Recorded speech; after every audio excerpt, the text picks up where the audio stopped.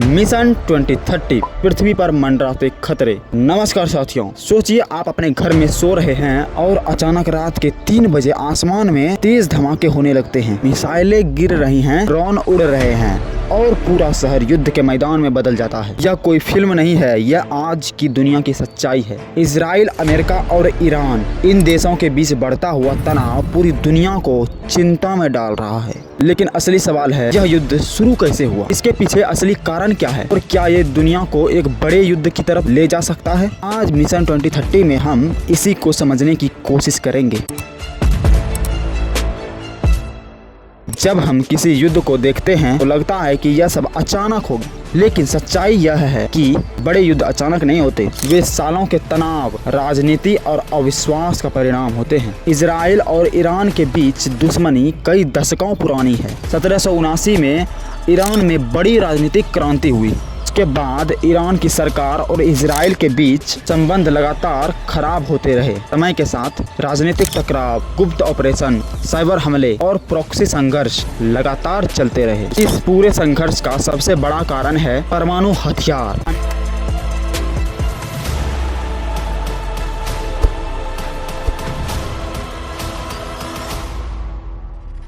America और Israel को डर है कि ईरान परमाणु बम बनाने की क्षमता को हासिल कर सकता है। अगर ऐसा हुआ तो मध्य पूर्व की शक्ति का संतुलन बदल सकता है। इजराइल इसे अपने अस्तित्व के लिए खतरा मानता है। इसी वजह से पिछले कई सालों में ईरान के परमाणु कार्यक्रम को रोकने के लिए कई गुप्त कार्रवाइयां भी हुई हैं।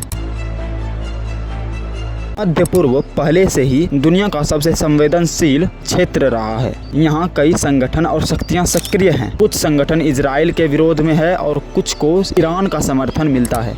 इसी वजह से यह संघर्ष अक्सर सीधे युद्ध के बजाय अप्रत्यक्ष टकराव के रूप में सामने आता है। लेकिन जैसे जैसे तनाव बढ़ता है वैसे वैसे बड़े युद्ध का भी खतरा बढ़ जाता है। दुनिया इस संघर्ष को इतनी गंभीरता से इसलिए देख रही है क्योंकि मध्य पूर्व वैश्विक ऊर्जा व्यवसाय का केंद्र है। दुनिया के बड़े हिस्से का तेल इसी क्षेत्र से आता है। इस क्षेत्र में बड़ा युद्ध हुआ तो उसका असर सिर्फ एक क्षेत्र तक सीमित नहीं रहेगा। तेल की कीमतें बढ़ेंगी, अर्थव्यवस्था प्रभावित होंगी और कई देश इसमें खिंच सकते हैं। इतिहास हमें बताता है कि कई छोटे संघर्ष भी बड़े वैश्विक संकट बन जाते हैं। असर किस पर पड़ता है? युद्ध का फैसला अक्सर बड़े लोग करते हैं, लेकिन उसका असर सबसे ज्यादा साधारण लोगों पर पड़ता है। घर टूटते हैं, परिवार बिछड़ते हैं और आने वाली पीढ़ियां डर और असुरक्षा में बड़ी होती है। युद्ध का दर्द अक्सर उन लोगों को झेलना पड़ता है जिन्होंने उसे शुरू भी नहीं किया है।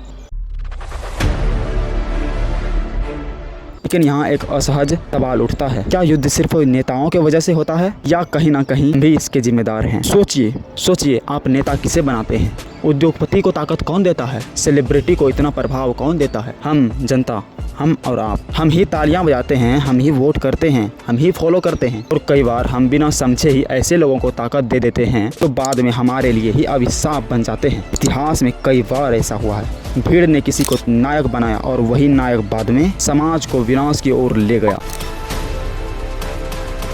असली समाधान सिर्फ राजनीति बदलना नहीं है, असली समाधान है जनमानस की समझदारी। जब समाज समझदार होगा तो वो अंधभक्ति नहीं करेगा, वो सवाल पूछेगा। वो किसी नेता, किसी उद्योगपति या किसी सेलिब्रिटी को बिना विवेक के अपनी ताकत नहीं देगा, क्योंकि शक्ति जब गलत हाथों में जाती है तो उसका परिणाम हमेशा विनाश होता है। दुनिया के बड़े संकटों का समाधान सिर्फ सरकारों के पास नहीं है, वह आम लोगों के पास है।